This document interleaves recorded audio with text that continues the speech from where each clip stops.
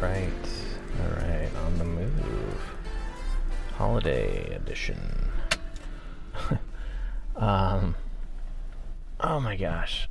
I think I think the acoustics in my car are such that I can't really drive with this mic anymore. I like this microphone because it doesn't have a lot of hiss, but it delivers like this weird bass. And my car, when it bumps around on the highway, it just it's so obnoxious. So anyway, I'm parked, sitting in my car, and just wanted to try to crank out a quick episode. I love this time of year, especially in Los Angeles, because the winter in the northern hemisphere is always sort of connotated with death, and I see it quite the opposite, as sort of like this new energy. I get really inspired in the winter. I have all these sort of new notions and new ideas, and I get really, really like interested in these new modalities of expression. I want to explore nooks and crannies that I haven't explored before, go on interesting adventures. I like to sort of see where I end up. I head out with not a clear destination in mind, but rather I'm following a feeling of sorts, and then like right now I was sort of guided to I wanted to specifically go somewhere, but then what ended up happening was I remembered this little tiny park, and I sort of pulled over, and it's the exact thing that my soul was eager for and hungering.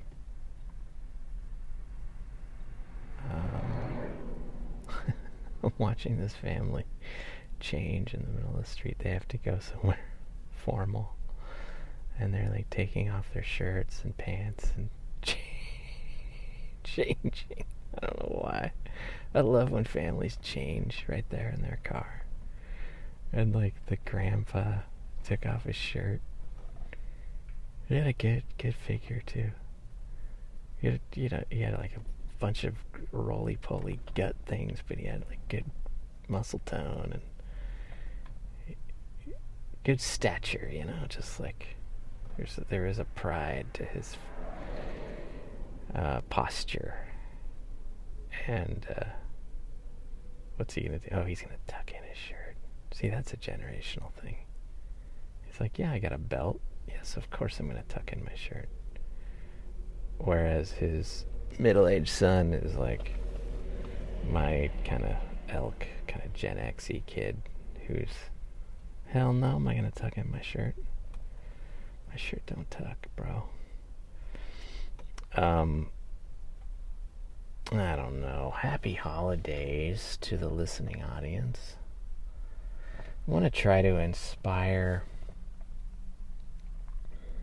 a newness and a boldness and a courage in exploring your artistic nature, your expression, and being more you, remembering who you are. And I love the word remember because it's sort of the opposite of dismember. Dismembering is like a pulling apart of your limbs and ripping them and throwing them here and there. Drawn and quartered, dismembered. But remembering is bringing those things together. You're remembering, bringing the members of yourself back together, restoring yourself. And I think that's, even in a time of sort of death, there's the rebirth. And here we are. We're in the month of sort of death, December. This winter solstice in the northern hemisphere feels very much like it's this gothic, moody, all of which I love. I love that shit. And I get all these interesting notions about the sun's so much lower in the horizon, and it feels like the shadows are longer. There's more mystery. There's more lurking in the forgotten corners. And they've sort of weaponized the season to be all about obligation, about Black Friday, about shopping till you drop and making sure that everybody eats the right foods. And it's just, it's less about love and compassion and more about finance and consumption and all that shit. And I urge you guys to sort of go inward and ask yourself, what is it that I really want to express, or I'm afraid to express, or I haven't expressed yet? And be willing to try something bold, something dangerous, risky. Risk embarrassment. Be audacious, be introspective and sensitive to yourself. We're always reacting to the outside world and all this stimulus and all these sort of obligations outside of us, but it's a time to go inward and tease out some of that abstract, interesting, elusive,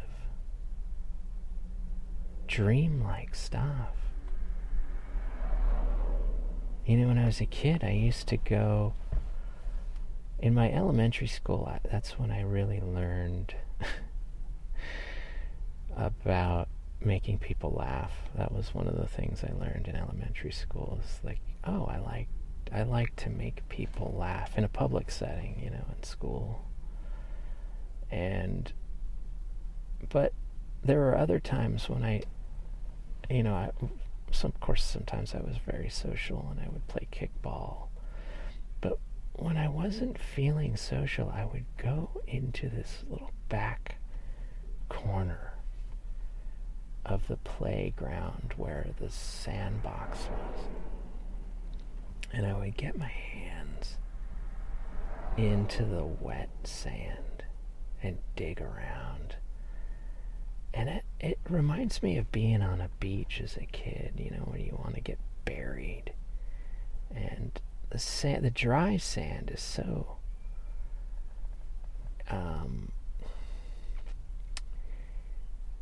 it's like, what's the word? When you're building a home, you want to make sure it's really insulated. It's like sand is very insulating, and it kind of creates this electrical circuit within yourself, like a feedback, like a warm feedback loop. And kids get down low and they roll in the sand. And I used to do this thing where I'd get my head right down on the surface and I would hear my breath, kind of this strange acoustic experience where you kind of, a little cup of sand in front of your nose, kind of, you can hear, almost like a seashell, you can hear your breath in your ears. And you have this intimacy with sand. And I don't know if you've seen sand under a microscope, but it's everything. It's little seashells and crystals and bits of vertebrates, and it's chunks of calcium deposits in sea life, and it's a very much made of the bits and pieces of dead things. You think of sand as just small pebbles all stacked together. It's not that at all. It shows you how alive the ocean is, how alive our planet is. And when your skin is touching sand, under a microscope, those little things are sharp little shards. Probably could just, if they were life size, they would, or larger, they would cut you.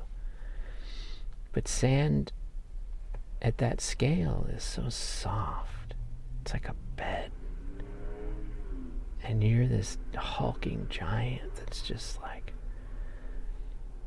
warmed and nurtured, and I don't know, I feel like, anyway, I just want to encourage everybody to go inward this holiday season. Have moments of selfishness where you reconnect, and remember your longings, your urges, your curiosities, and your dreams. Much love.